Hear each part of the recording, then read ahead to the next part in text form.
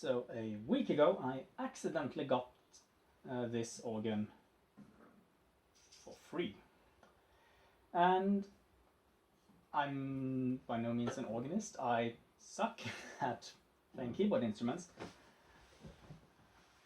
However, it was also fun. It was fun enough that I figured I'd get it. So this is mostly to show off a bit more than just a simple demo I posted a week ago. And what it is this organ can actually do. So, of course, it is old. It's an Acetone organ, probably either a 1000, 2000 or 3000 model. I'm not exactly sure which. So the volume pedal does not work. The volume pedal does have a button on its side, which is to stop the rhythm box from playing, and that does work, and I'll show you a little bit of this later. Some of the pots inside probably need cleaning or changing, but that's expensive, so I'm probably not going to do that immediately. So we'll just have to live with some of the noise. So let's start at the bottom with the pedals. So you have one octave. You are supposed to only play it with one foot, but I play it with two simply because the volume pedal doesn't work. So hey, I have two feet to use for these keys. These four buttons here control the sound of the pedals. So if we turn on this is the flute. So a flute 8-foot pipe, as it would be called, makes this sound.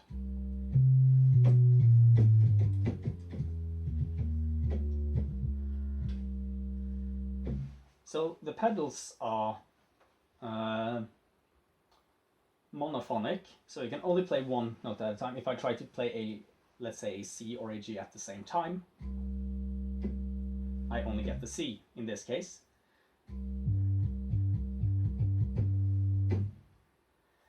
If I add the sub bass, so that's a 16 feet pipe, or it models a 16 feet pipe, it sounds like this. I can adjust the volume over here. So now that's some thick sound. If I turn off the flute, we can just hear the sub bass, and then we can add the flute again, and the walls are starting to shake. The two others here control how much the tone hangs after I leave the foot. So if I turn on string bass 1, you can hear it hangs a little bit. String bass 2, it hangs a bit longer. Both, I think it actually hangs a little bit longer, but I'm not too sure about that one. I usually just have sub bass, flute and string bass 1 active.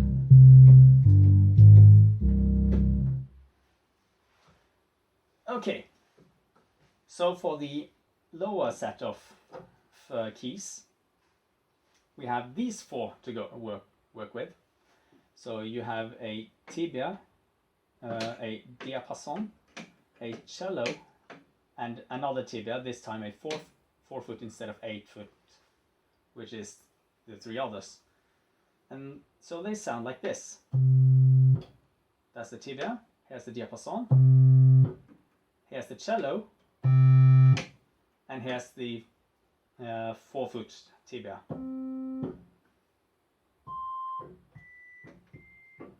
The sound goes down as you move upwards on this one. I tend to have both the tibias and the cello active to get this sound. Though if I want to hear around the sound, I can exchange the cello for the diapason.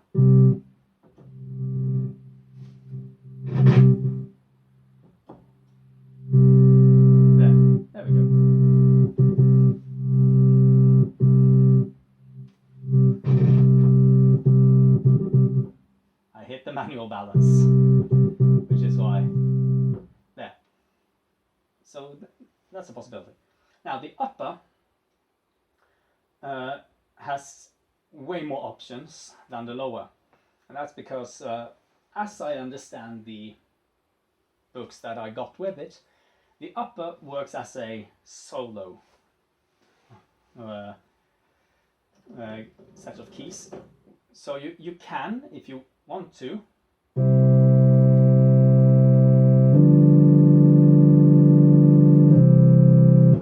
only play on the lower keys if you are going to play only accompaniment.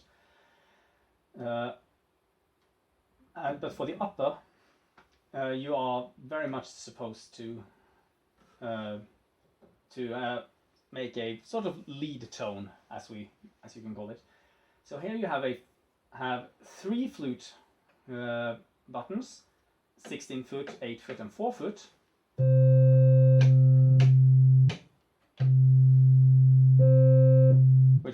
Which technically means that you can have the upper sound an octave lower than the lower set of manuals.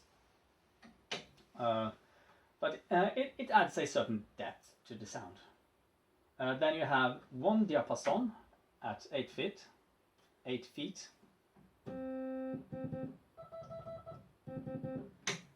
Then you have these 3 here, which are trumpet, clarinet, and oboe, all 8 feet. So here's the trumpet, here's the clarinet, and here's the oboe. Then you have 2 string buttons. So you have 1 8 foot and 1 4 foot. So here's the 8 foot, and here's the 4 foot. And then you mix these, let's say like this, and you layer up a sound.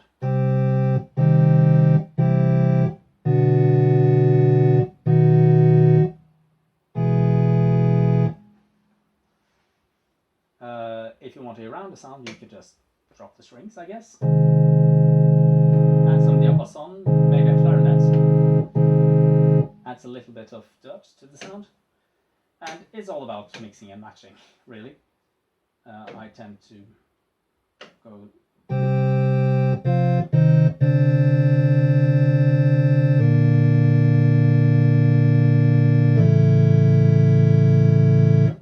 something like this. Then you have this set. This is percussion, which have 4 main sounds, which is marimba, xylophone, mandolin, and banjo. These control the onset of the tone. So here we have with nothing. Here's with marimba. Here's with xylophone.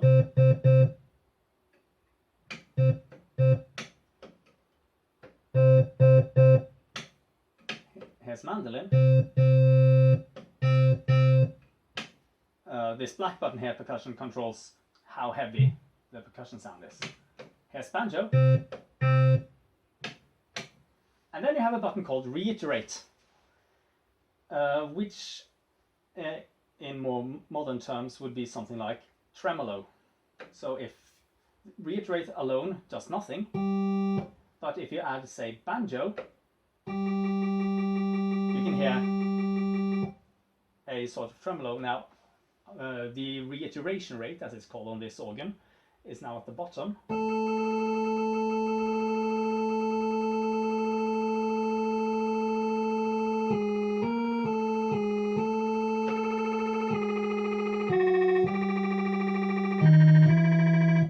Perfect if you want to play black metal on your analog organ from the late 60s. Then you have 2 buttons which deal with vibrato. So vibrato is sort of self-explanatory. So you have vibrato 1, which adds a mild vibrato. Then you have vibrato 2, which is a more moderate vibrato. Yes, this is moderate because when you combine them together, you get the heavy, which is too much in my opinion. But hey, maybe you want to use some of that. Then you have reverb, works in the same way. Reverb 1. You have some reverb. Reverb 2. You have more reverb. Both of them together, you have even more. Then you have a button over here, which is brilliance. So here's without brilliance, with reverb. With brilliance. It sort of adds a bit more. Then you have these two here. So this is the pedal volume and the manual balance. I tend to not use these that much because they are a bit dirty in the pots. So you can, I get some amount of signal loss if I use them too much.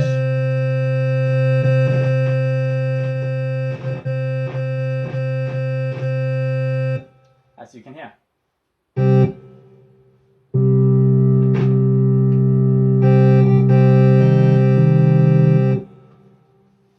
And the same goes for the pedal volume.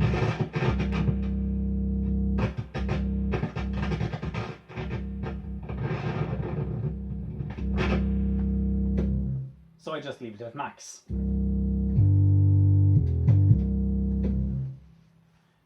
Then there's the rhythm box, which is a bit annoying because sometimes it just lives its own life.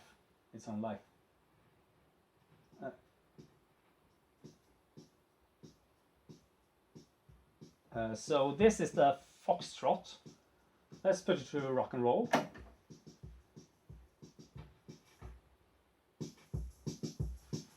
And I can turn it off and on with the foot pedal.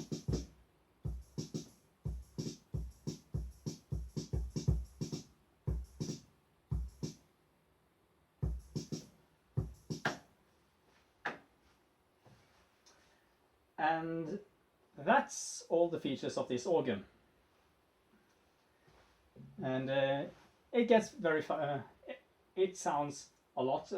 Right now the volume is not even at 50%, and it's quite loud.